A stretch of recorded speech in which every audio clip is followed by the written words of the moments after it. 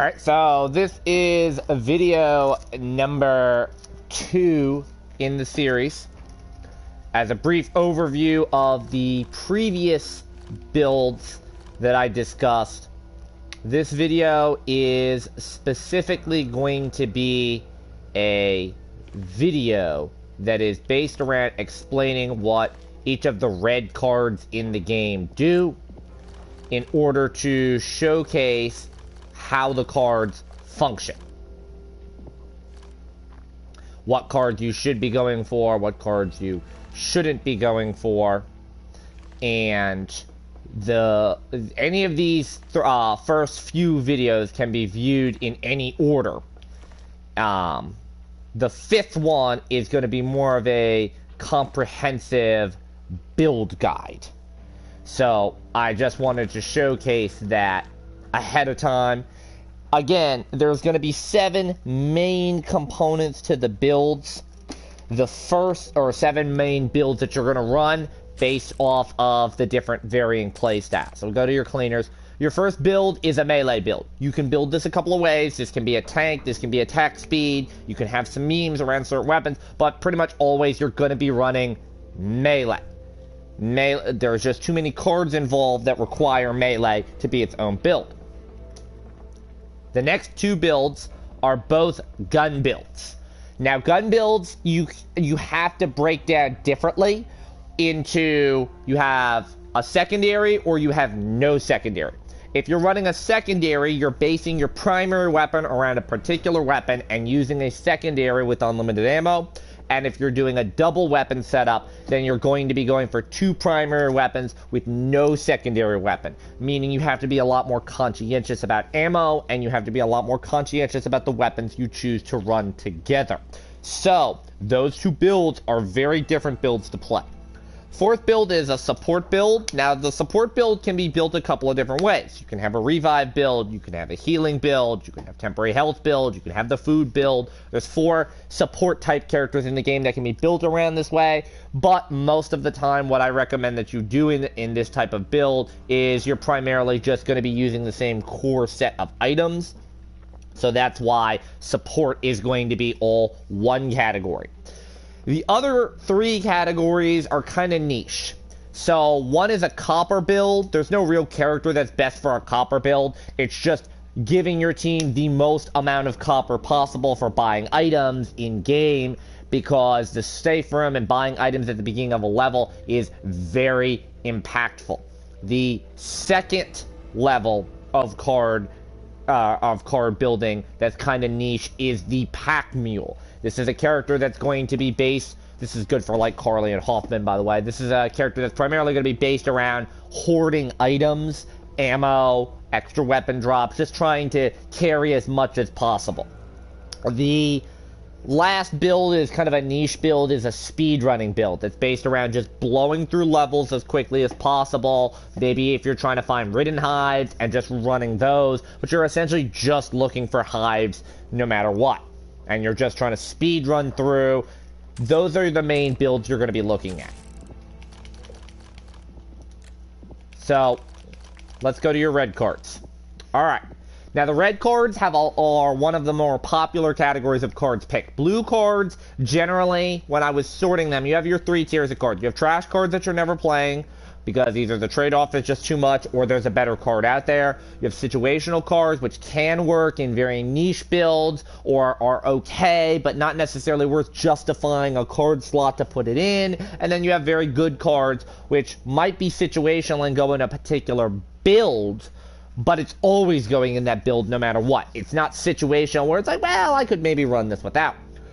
Blue cards had the most variety in terms of situational cards and trash cards. Not a lot of good cards that you're throwing in every build. Red's going to change that. Red's going to have a lot of either trash cards or good cards. And it's going to be much more varied. One of the main reasons has to do with these cards right here, the ammo cards as I call them, which are specifically based around giving you bonuses around gun damage. The problem with this build is that at the end of the day, most of these gun damage builds don't necessarily work, because the actual damage a bullet does in this game doesn't really stack that well. So all of these bonuses are applied to the base value of the gun. They do not take into consideration, even though they stack, they don't take into consideration overall damage increases you have. They don't take into account any cards that you have that don't specifically say bullet damage. Anything here with bullet damage is kind of trash for that reason. As a great example, running ammo pouch, large caliber rounds, combat training, and silver bullets, those 4 cards will give you 25% bullet damage bonus. This can be very fun to work with and play around. The problem that this build has with being a bullet-based build is that 25% damage applies to bullets before you consider everything else. So as an example, you have 25% bonus damage, right? Let's say you're using an SMG with 40 damage. So you get an extra 10 damage per bullet. That's 50 damage. Those 4 cards combined have only given you that 10 damage. Your attachments, team damage cards, team ammo cards, any stacking damage modifier bonuses, such as Shredder, the Killing Mutations one, Quick Switch type stuff, those don't apply. It does apply to weak point damage, but it doesn't specifically apply to the weapon's rarity, attachments, or any other stacking bonuses. They're put up front. So ammo pouch is not bad. It's one of the better of these 4 cards in particular. It's probably the best because it also gives you 25% ammo capacity. And running out of ammo is a big issue on higher difficulties or running 2 primary weapons. So this can be a very good card to run. However, it's not worth it because you're essentially just running the 25% ammo capacity. It's not worth that card slot. There are better cards out there for ammo capacity. In fact, in my opinion, you're better off just picking a class of weapon to build into and running something like a stock pouch or a mag carrier like we've talked about before. Each one of the 4 tiers of weapons has one of these categories. Ammo pouch is not worth it. It's a trash card. Ammo belt is situational. Now, why would I run ammo pouch when I can run ammo belt, which is 50% ammo capacity for all weapons and 15% reload speed? This is a generically good card because it just gives you more ammo and it gives you more reload speed. The reload speed isn't the big deal as to why you're running this, believe it or not. This is good in high ammo count builds. But the main reason you would be running this card is if you just want a little bit extra ammo. It's situational. Moving on to Pack Mule or Ammo Mule, this is kind of terrible. So, Ammo Mule sucks because what Ammo Mule does is it gives 75% ammo capacity to you individually, which is good, but at the cost of 5% movement speed. Now, this affects all movement speed. This includes aim down sight speed, this includes crouch walk speed, this is just general move speed. And that's a problem because generally you're going to want to run this on guns that have lower ammo counts or guns that have higher ammo counts, like LMGs. LMGs and snipers really benefit from this.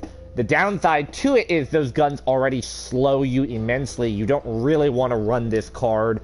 I would consider this a terrible card. Next up, you have the front sight focus. This is a situational card. The buffs that this card provides are decent. 20% accuracy. Basically, this reduces the spread your weapon has on bloom. It gives you 10% weak spot damage, which is a minor. 15% aim speed, which is good for aim down sight. And 15% recoil control, which is okay. Essentially, this is what you're going to run if you're trying to go for a maximum accuracy build. This is not really great for more single shot type weapons like deagles, magnums, snipers, slower rate of fire ARs. This really isn't benefiting you too much, but this is good for if you're trying to make a much more controllable SMG build or an assault rifle build. It's situational. Personally, I wouldn't recommend it. I don't think the bonuses it provides are that good. Next up, you have Optics Enthusiast. This is just a 30% accuracy bonus. If you're going for accuracy and a smaller reticule, this will definitely help you. I don't necessarily think it's that great. This is better for hip-firing SMGs as a secondary than it is anything else. It does its job. It's not anything to sing home about. I can't call this a terrible card because it does provide a positive benefit, and it is a card you would run in that build. Quick Kill is a terrible card, however. So this is the upgrade on Optics Enthusiast of 50% accuracy, but the trade-off is it takes away the aim down sight. This exclusively makes it a hip-fire weapon, and we've talked about before, there's a lot of guns in the game that don't want to hip-fire. This really doesn't help you. The Motorcycle Jacket is a nice, situational card. The reason on this is that there are cards out there that have -5% damage resistance. Running this card essentially lets you take one of those cards and remove one of your weaknesses, and also giving you 5 health alongside it. It is a card that you're never going to run unless you're going full damage resistance, or unless you're going full, full damage resistance or full health, so to speak. Or you just want to remove that damage resistance. It is not worth the slot any other time, but it's good for helping make some of those cards better. Padded Suit is a terrible card. This gives you 10% damage resistance at the cost of 5 bonus health, at the cost of 20% stamina efficiency. The extra 5 damage resistance that you get from Motorcycle Jacket is not worth the loss of stamina efficiency. And to make matters worse, most characters that want extra health and extra damage resist are melee characters who need stamina efficiency. This is a terrible card. You're not going to run this. The Motorcycle Helmet now is where you get a bit of more of a bonus as a melee character. This is the situational card. This is a card you're running if you're playing around damage resistance and extra health. It's going to disable the aim down sight, but for a melee character, you don't really care on that. The main reason is if you are trying to make a gun-based damage resistance or health build, this card is not a great choice, but it is a direct improvement over Padded Suit because the trade-off is much better, and it has bonuses over Padded Suit. So, for the build it goes for, it's a good card situationally. Combat Training is a terrible card. 5% bullet damage. The real reason you have it is 1.5 bullet stumble damage and 7.5 melee stumble damage. Now, the melee stumble damage actually gives it some viability for melee builds because this can help create kind of infinite stun builds, particularly against mutations. I wouldn't justify it taking up a slot in a melee build for that extra bit of stumble damage, but for the gun bonuses, it's terrible. The bullet stumble isn't great, and the bullet damage, like we already said, isn't great. Terrible card. Large caliber rounds is a terrible card. 7.5% bullet damage is quite high, and 200% bullet penetration does mean you get more opportunities for bullets to pass through multiple targets, with the obvious downside to the card being it doesn't provide that big of a bonus to justify the slot in a team-based game. Silver Bullet's the same category. It's a terrible card. In my opinion, I would say large caliber rounds is better. This is 10% bullet damage, which is much more significant bonus if you're looking for that impact. But again, it's not going to provide much. The 15% effective bullet range is a very, very bad trade-off. Essentially, you have slightly less damage fall off. As we talked about before, you can combo these and have a super gun build, but you're wasting almost a third of your weapon slots for what is ultimately going to be a relatively just super soldier-esque gun build. Now, moving into more of the healing products, going on to the next page, we have some of the healing cards. Now, I'm not a fan of healing efficiency cards. I think healing efficiency cards are a bit overrated in my opinion. So, Antibiotic Ointment is okay. It gives you 25 healing efficiency. Covered that in the last video, but essentially healing efficiency is not that great. The healing from the card is increased based off of the healing efficiency bonuses, but healing trauma is not affected by it, and trauma damage is the much more significant threat in game. So the main reason you would run this is that whenever you use a medical accessory, the target, including yourself, gets 20 temporary health. This is a much better card. This also applies temporary health if you're using pain meds. So you do get a bonus 20 to pain meds. However, to me, where I really think that this card is situational, it only works in a temporary health build. It's not a bad card, but I wouldn't run it. The EMT bag is designed around healing efficiency. This is 50% healing efficiency. This makes it so you can heal more. It's a situational card. A lot of people swear by this card, but again, it's not affecting trauma. It's not really that helpful of a card to me. So, Field Surgeon is actually very, very good. The reason why is when you use a medical accessory, you are healing 3 trauma to the target. And this includes something like temporary meds, like the temporary pain meds, or if you're using an actual healing item. This is a very good card. This should be in most of your support-based builds because it's trauma regeneration. Next up, we have the energy bar. This is a situational card. It gives you 30% stamina regen, which is the main reason you would run it, and 5 health. Melee characters don't really care about stamina regen. Bow characters don't really care about stamina regen. They need it, but they usually have a build to give themselves kind of infinite stamina, so this card is not that helpful for them. For other characters, it may be helpful if you like sprinting. If you're running a sprint burst or a speedrunning build, this card is great for that. The extra 5 health is a nice bonus, but it's really a niche card you're only running situationally. Now, Cold Brew Coffee is a very good card. Of all of the statistical number cards that are just giving you bonuses to what you do, this is the best card in the game. And the reason why is this is giving you 3 bonuses to 3 of the biggest, most important categories in the game. Reload, weapon swap, aim down sight. So, 15% reload speed bonus, 25% aim speed bonus, 25% weapon swap bonus. These are all particularly good cards. They're nice bonuses to have. The 25% use speed is a nice bonus. It's not why you would ever run this card, but just getting flat across the board buffs is incredibly good. Natural Sprinter is, in my opinion, one of the worst cards in the game because it's a straight 1-for-1 trade. You lose 50% maximum stamina for double the stamina regen. So your stamina regenerates quite quickly, but you can't use your stamina as long. I hate this card. Even if it was flipped, where if it was 100% maximum stamina, but 50% stamina regeneration, I would hate this card. Because those two things, you want to work together, not fight each other. They need to be together, not fighting. Inspiring Sacrifice is a rare example to me of a team card that isn't good. This is a terrible card. Now, I used to play this card a lot when I was playing, and now it's just gone. I'm never going to consider taking this.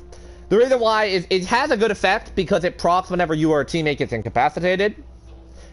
The downside is that the actual benefit for it kind of sucks. All teammates recover 20 health over 10 seconds, which means they get 2 health per second. That is not a strong enough healing bonus to actually give value. So that's the only reason this card isn't great. There are much better incapacitated team cards, and I run them as opposed to this. Charitable Soul is a very good card. This is particularly a support card. You can throw this in non-support characters, but really, if you're playing a team, support characters get the most value. Essentially, healing a teammate will give you 50% of the effect of you healing that person. This does not apply to temporary meds, and it doesn't apply to trauma, but this is a very good way for medics to conserve healing items because a medic can just run around after a fight and heal a teammate. For Doc in particular, this is a mandatory card because she gets to heal each survivor for 25 health once per level. So this gives you the effect of, hey, I can use Charitable Soul on all 3 teammates at the end of a level, and I give myself a heal off of each of those. While not a great heal, it is pretty good in that regard. So Hunger Down is a very good card on the surface level, but it ends up being terrible because it's overshadowed by one big card. So essentially, while crouched, you get 10% damage resistance and 40% accuracy.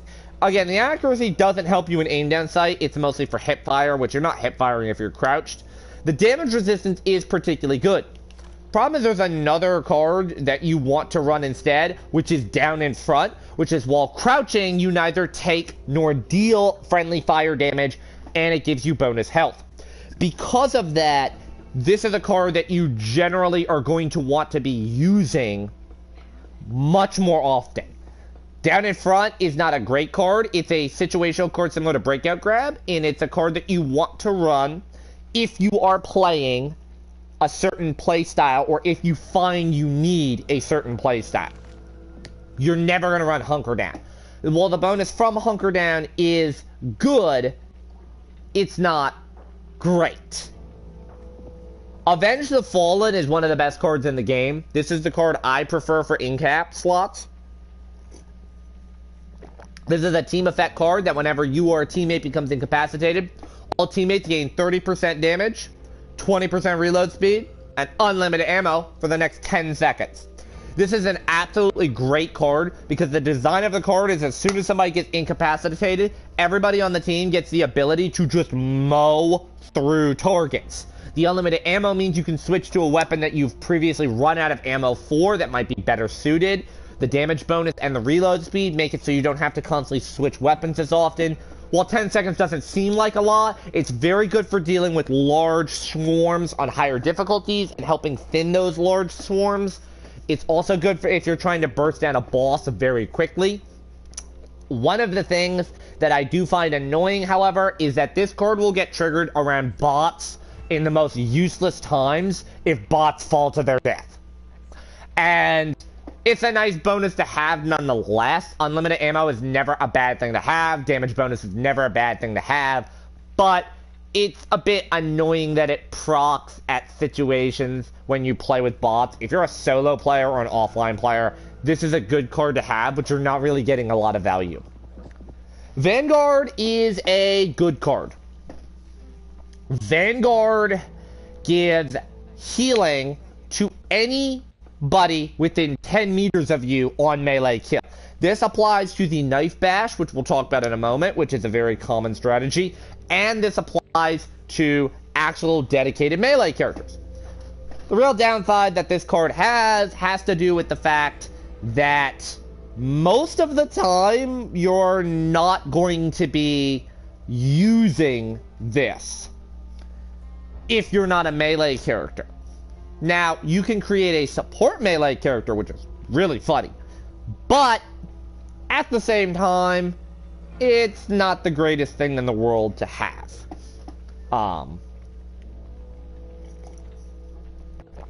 I think, in my opinion, I think this is a fun card to run if you're on a dedicated melee build. Outside of a dedicated melee build, I wouldn't recommend running this.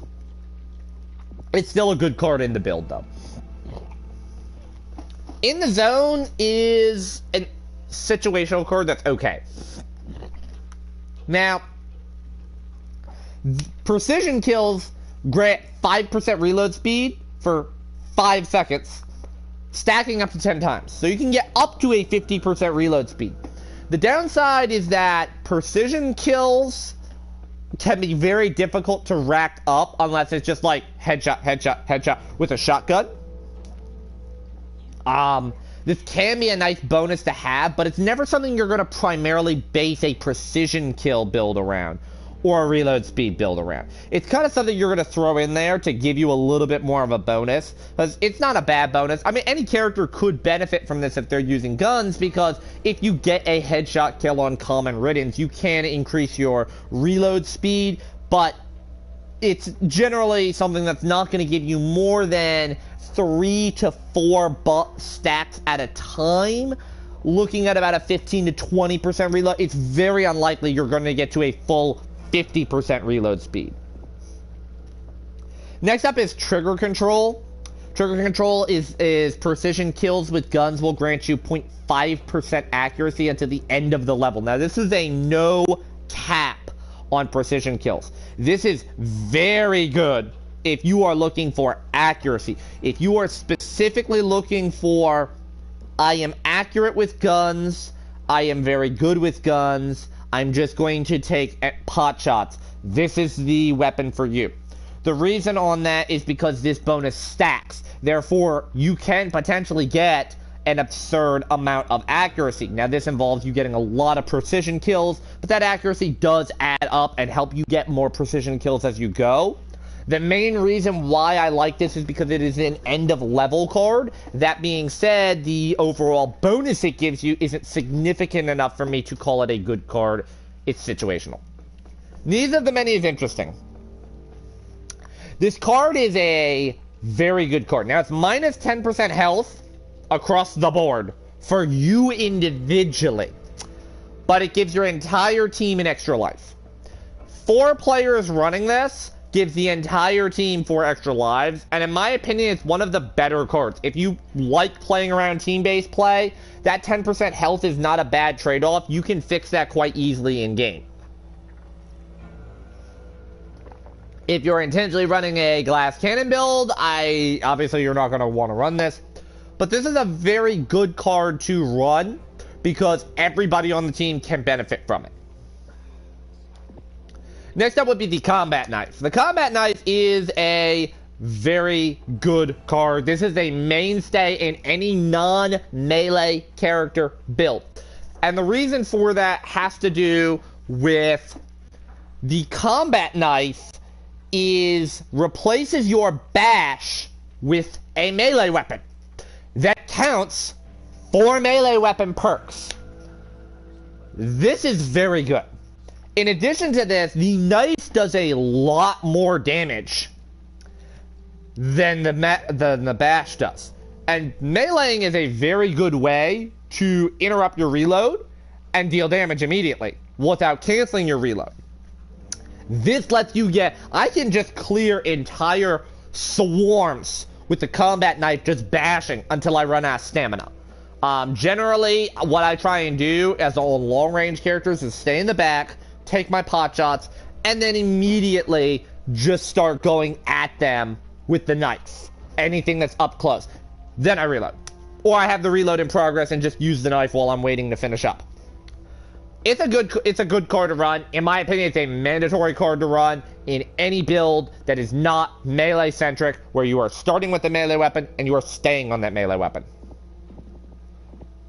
Then that is Meat Grinder. This is a situational card, and in fact, it's kind of trash. Meat Grinder benefits the LMG. You would assume this is good for LMG builds, and you would be wrong on that. It gives you 30% movement speed and accuracy while using an LMG. It's a nice bonus. But it has one caveat to it that kind of sucks.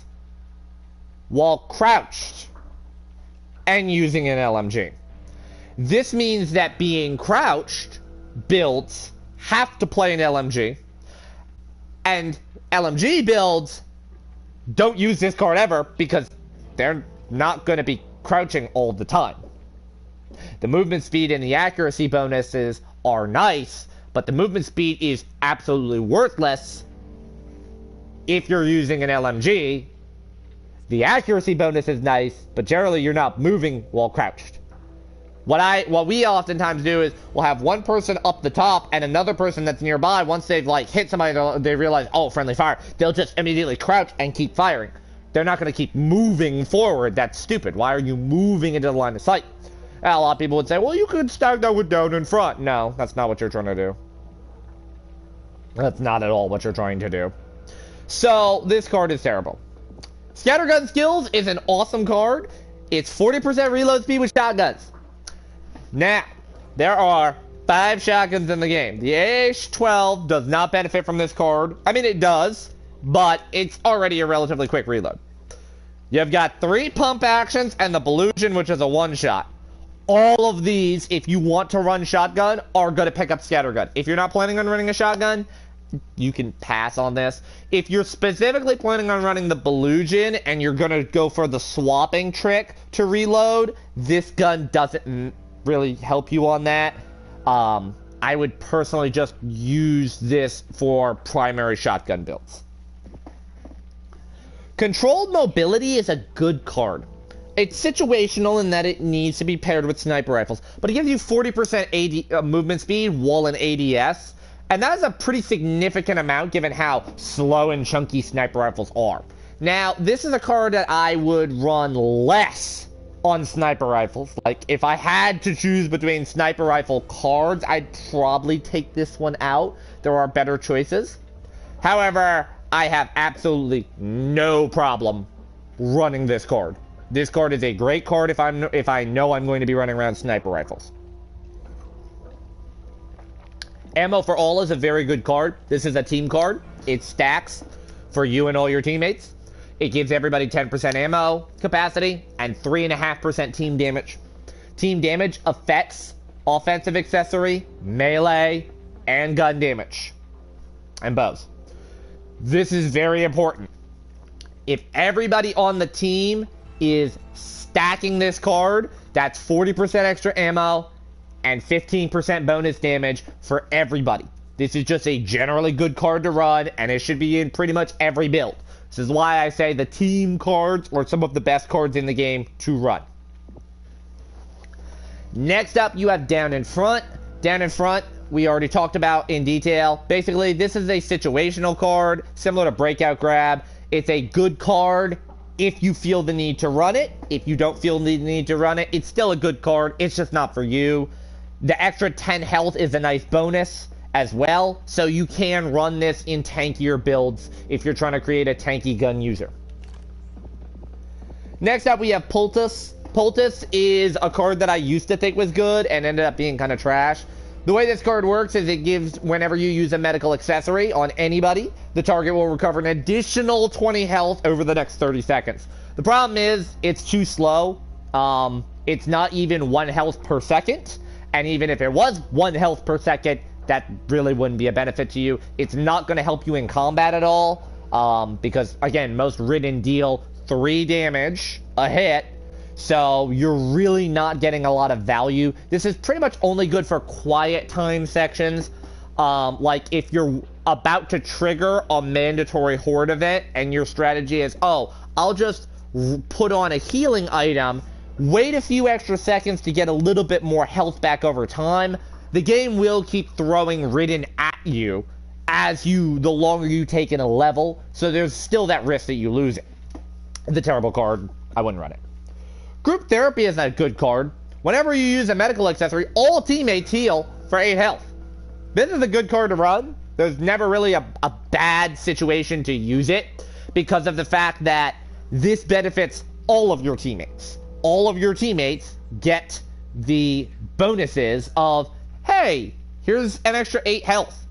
And 8 health doesn't seem like a lot, especially because it doesn't have to do with trauma. This is good. It's still a good card. It's a card I would highly recommend.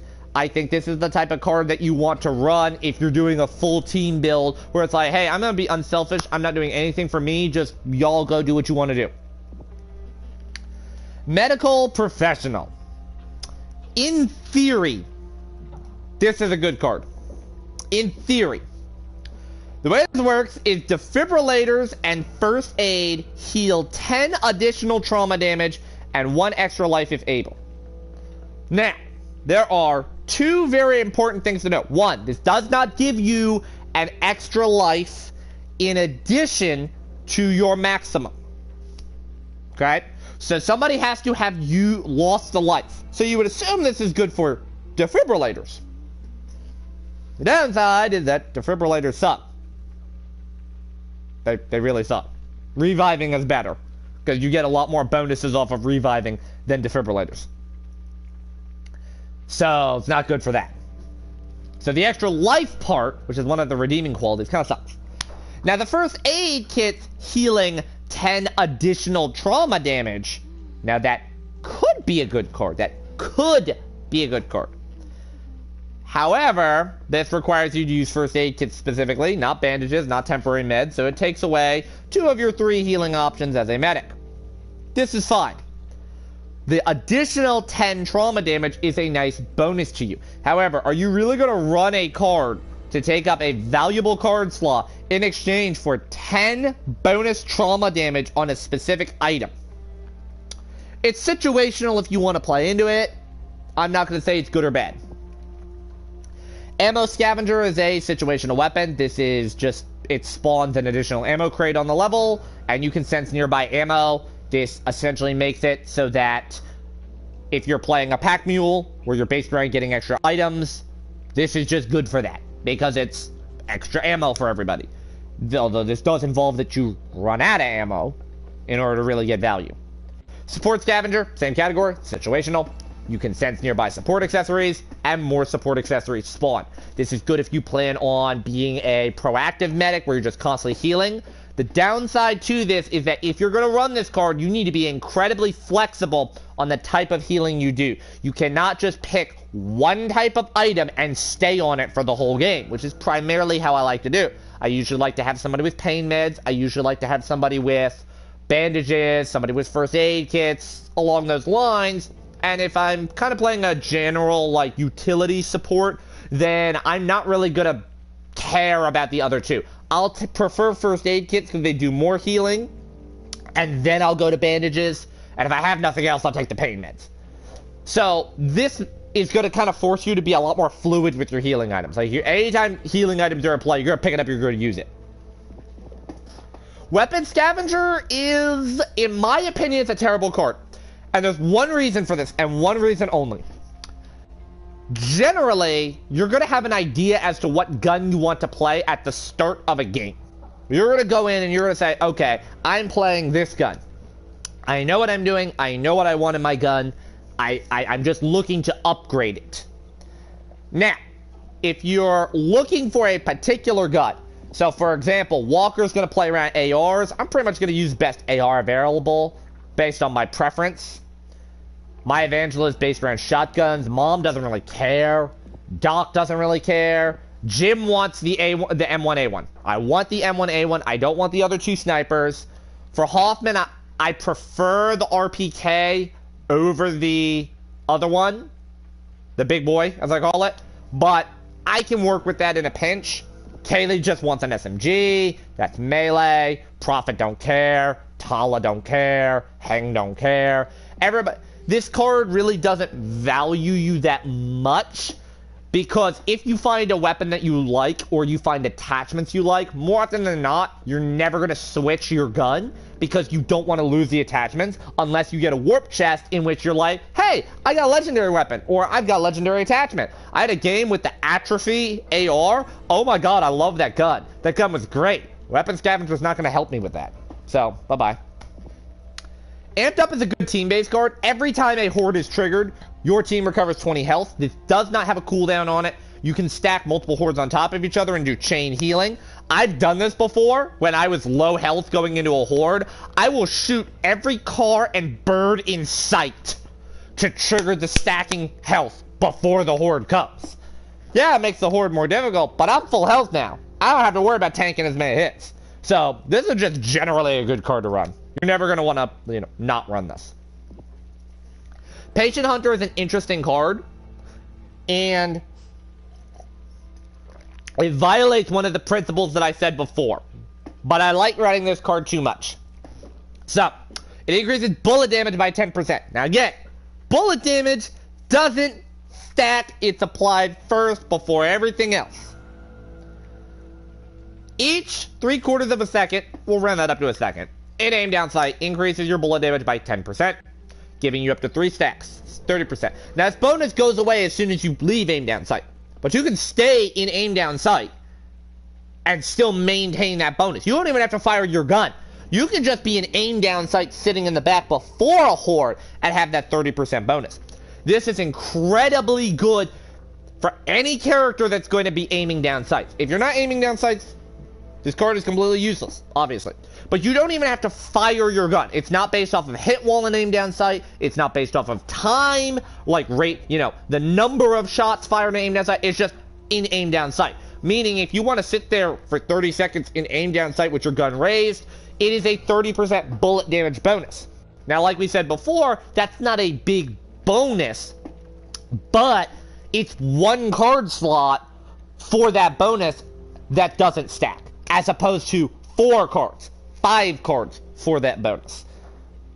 That's the main reason I like this card. Power Reload is kind of a shit card. Reloading a gun within 1 second of reaching low ammo will increase its magazine size by 30% until the next reload. Now, this seems like it's a good card.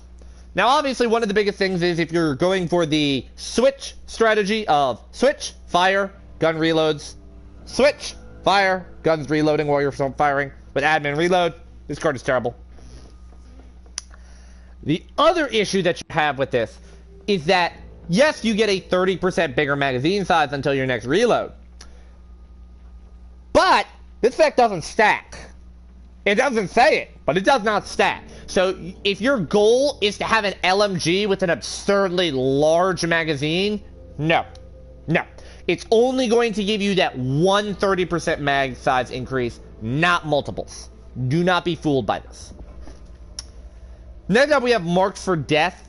Marked for Death is kind of interesting. So, mutations you ping are highlighted, and your team will deal a 10% increased damage. This is good.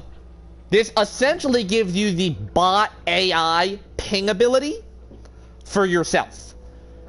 The downside to the card is that A, it requires a slot, B, it requires that you ping mutations rather than, shooting them, which in higher difficulties is a problem. C, it doesn't work on bosses.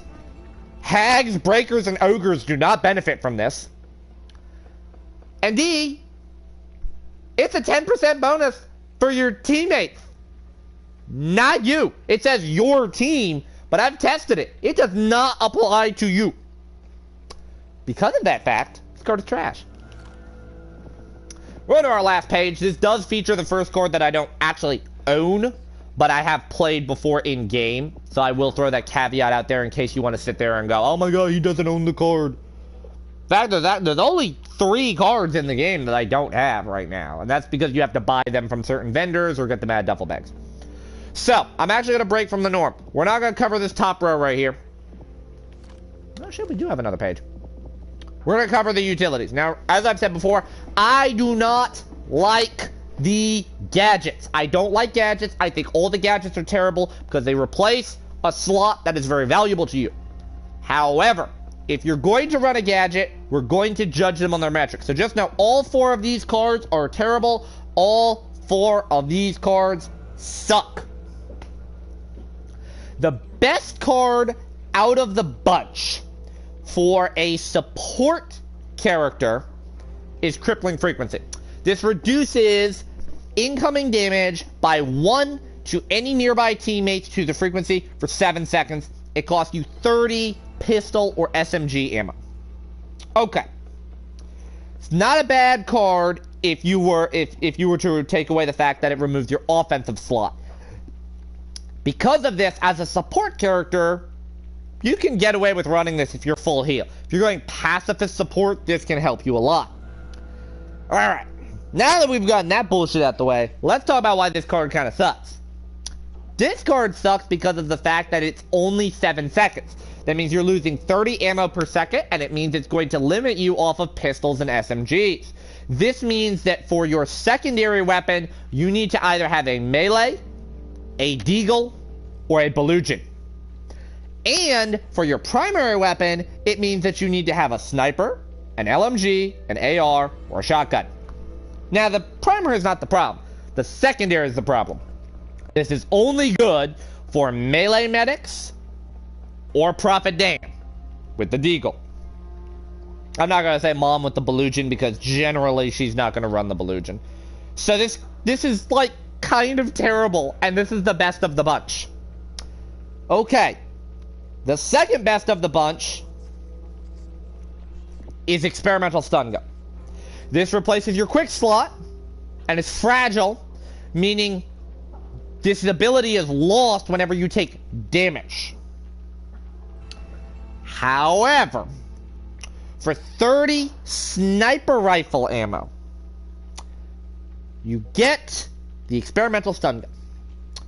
This enhances your bash attack, that does include the knife, to stun nearby enemies. It's a small cone in front of the bash. On a 10-second cooldown that costs ammo. And if you take damage, the cooldown resets. Now, the stun can be very good if your plan is stun and get the fuck out of there, or stun to finish a reload. Stun duration's not long, it's 2 seconds, but it can be helpful. You see why I hate these? I hate the gadgets. Next up, you have the expired T5. Now, this is an offensive thing if you want. I'm going full ham double grenade. Now, problem number one is it costs 75 rifle ammo. This is rifle and LMGs. This automatically is restricting you down to SMGs, shotguns, and snipers. It's fine. It's not that big of a thing. You can make an SMG build around grenades, right? Now, this is also replacing your support slot. This means you're not healing yourself. You need others to heal you. Okay? Again, so now we've taken away the support's ability to use this. And we've taken away the melee character's ability to use this. Because melee characters need to have a support slot to heal themselves.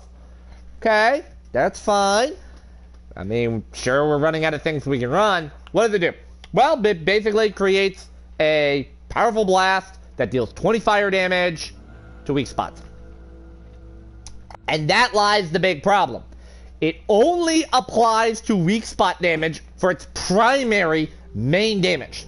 Now, after the initial blast, it will continue to deal 1 damage per second for 7 seconds. So essentially, it's a damage over time effect, which is terrible. It's a low damage over time effect, and it's anything that's been affected by that, which hasn't died. I mean, it's nice for a second grenade, I suppose. But, it's not a grenade. And then last, you have the Sonic Disruptor. This is a gadget that replaces your offensive slot, which that right there is a problem because the benefit it provides is a non-lethal option. Okay, so that's terrible. Problem number 2, it costs 75 pistol and handgun ammo, which is a lot. Remember, that is more than crippling frequency, which is a much more defensive option to replace your offensive slot. This is a lesser effect for a more expensive cost. Now, it emits a pulse that deals heavy stumble damage to nearby enemies. This is okay. So it acts as kind of a soft stun. And it has a chance to knock off armor. It's a 15% chance to knock off armor. At least from my testing. That's not bad for the armor. But, this is the most lackluster. It is one of the most expensive.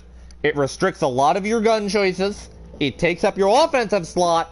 And it doesn't provide a benefit. All of these are terrible in my opinion. The trade-offs are not worth using them. So now we'll come back up to the top row. And we can explain these cards. And these cards are okay. Knowledge is Power is a situational card. The 10% weak spot damage is kind of the minor. You're not really running this card for that reason.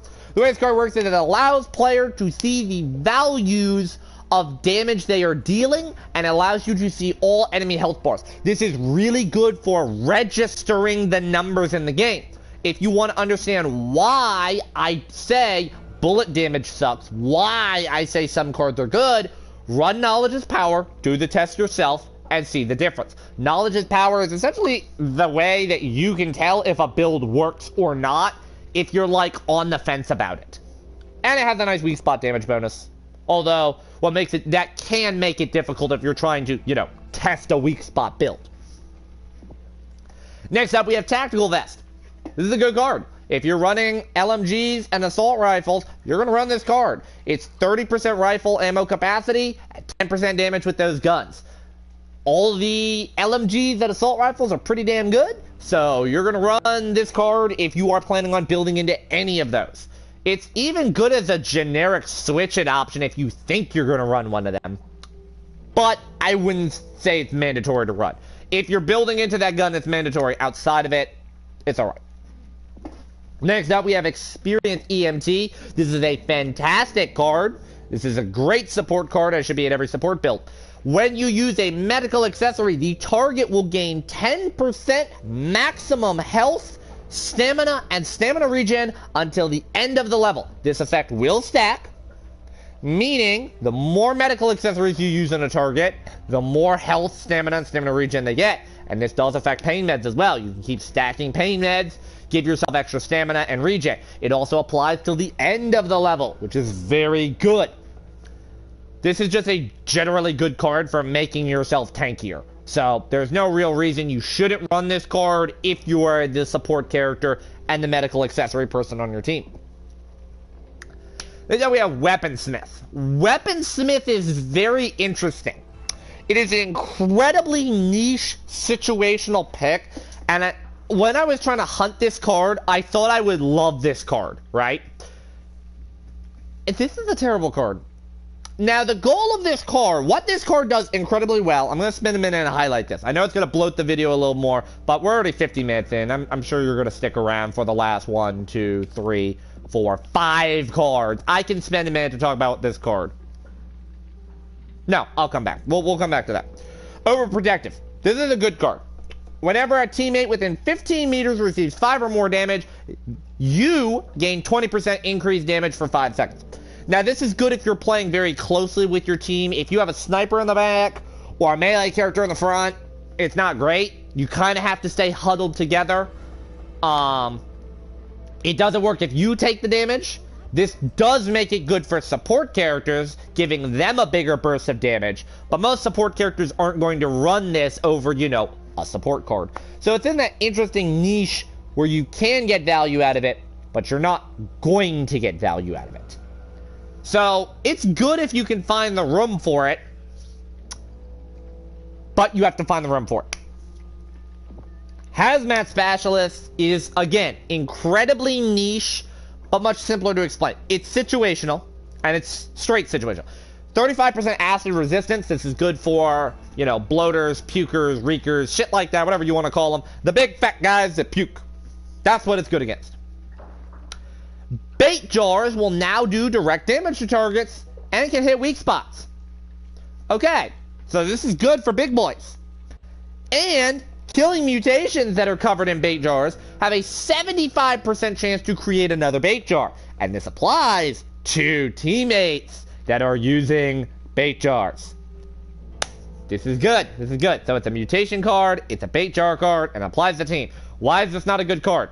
Well, because it requires you to use bait jars. And bait jars kind of suck. Yes, bait jars can now do damage to a target. And it gives you a little bit of acid resist, which you don't really care about. And it gives you the chance to have an infinite source of bait jars, so to speak. But, bait jars kind of suck. And that's what holds this back. The Molotov and the frag grenade are so much more impactful. And as an offensive-oriented character, your first thing is Molotov, frag grenade, then bait jar. Kind of don't care about the bait jar. Bait jar can kind of just go over there and kind of forget about it. But situational if you play into it. The last two cards are both interesting cards. So Wasteland Chef is going to be a must-have for Hang. And outside of Hang, it's going to be in that niche category of situational. This gives you the ability to melee, whether it's a bash, a knife, or a melee weapon, any food item in the environment called leftovers, in order to create either a gourmet dinner or a mediocre meal. Using the combat knife increases your odds on the gourmet dinner from 10 to 25%, which is rather significant. I've played around this, and with Hang, this card is a mainstay on him because of the fact that you will just constantly have leftovers up. You will never not have leftovers up, and you can turn them into constant stream of healing. Outside of the gourmet dinner, you kind of don't get a lot of value. Like, outside of playing around Hang, you really have to luck your way into food items to get the benefit. Most characters aren't going to run that for it. I very rarely find myself finding a surplus of food items. I might find 2 food items per level in rare cases where they don't have the hungry mission modifier where they just like triple the amount, or if I'm playing with a Hang. So it's in that situational tier for a reason. We have phosphorus tipped. Continuous gunfire gives an escalating chance to set targets on fire. This is good passive damage on anything that's just going to hold down the trigger. If you're building into SMGs, ARs, and LMGs, you're going to run this pretty much no matter what. Any character can get benefit off of this. This makes it a very good card to run. But if you're not specifically doing continuous fire type builds, high ammo capacity where you know you're going to build into this, you're not really going to run it. The escalating chance also gives it a very random effect in that you could be hitting something, you know, a decent amount, and it's just not proccing the trigger. And then eventually, once you're at like full auto on the big boy LMG at 80 rounds, you know, you're guaranteed to have things set on fire. But at the same time, you also waste a bit of ammo doing that, because then the fire damage ticks, meaning the target is going to die faster, but you're wasting ammo to keep your procs up for the continuous gunfire. So last up, back to Weaponsmith. This is where I'm going to finish on and why I think Weaponsmith is a terrible card. I thought it was going to be a great card. Then I got downgraded to situational. Now it's just terrible. Alright, so if you did not know, in the safe room, you can unbolt your attachments from your gun for 500 copper. 500. It's kind of tricky, at least on console, to do it. I find the command doesn't always work a lot. The goal of this is that if you find a higher rarity gun than what you're using now, you unbolt the attachments, get the new gun, the upgrade gun. So let's say I'm using a green M4, and I find a blue one in the storeroom. So what I do is I unbolt the attachments before I purchase the blue M4, then reattach my attachments that I want. Now, this costs 500 for unbolting, and it costs the cost of purchasing the gun. Two problems with this. One, the weapon rarity doesn't really matter. It's a nice damage bonus. That is like 5% weapon stat bonus going from tier to tier. But, it's not worth the 500 copper, especially on higher difficulties. This gives you the ability to do that outside of safe rooms. This means if you're in the wild and you find an attachment case, hey, you find and you're like, oh, well, this attachment doesn't really help me on this gun because I'm planning on switching guns, but I'll put it on and then I'll switch when I find that gun. That can help you. And it's good if you find the gun in the wild, but you don't want to lose your attachment, because sometimes you'll have a legendary attachment, or you'll have an attachment that was really hard to find, like a blue or a purple reload speed mod for a shotgun, whereas the shotgun you're trying to buy on it has bullet penetration or bullet stumble. So this is supposed to help you in that situation, and the team effect means that every copy of Weaponsmith will reduce the cost by 100 copper, meaning the unbolting attachments now goes from 500 to 400, and then if your teammates, if all three of your teammates play a copy of this, now it's only 100 copper. This requires you, however, to play with a team running nothing but Weaponsmith, and this requires you to upgrade your guns like that. I don't do that. I'm like, once I find the gun I want, I'm just going to keep rolling with the mods on, unless the mods are pretty much interchangeable.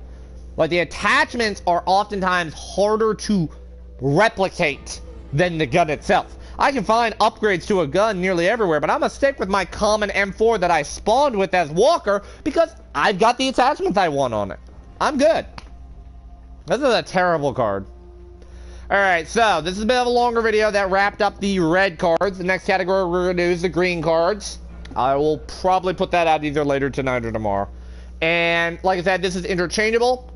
If you haven't watched the blue video, I recommend you do that. You want to watch the other videos, that's fine. This is essentially just going to rate the cards, what they do, how good they are. And the fifth video is going to be the one where we actually build the cards and show you how you should build some of these. So, anyways, there you go. Thanks for watching.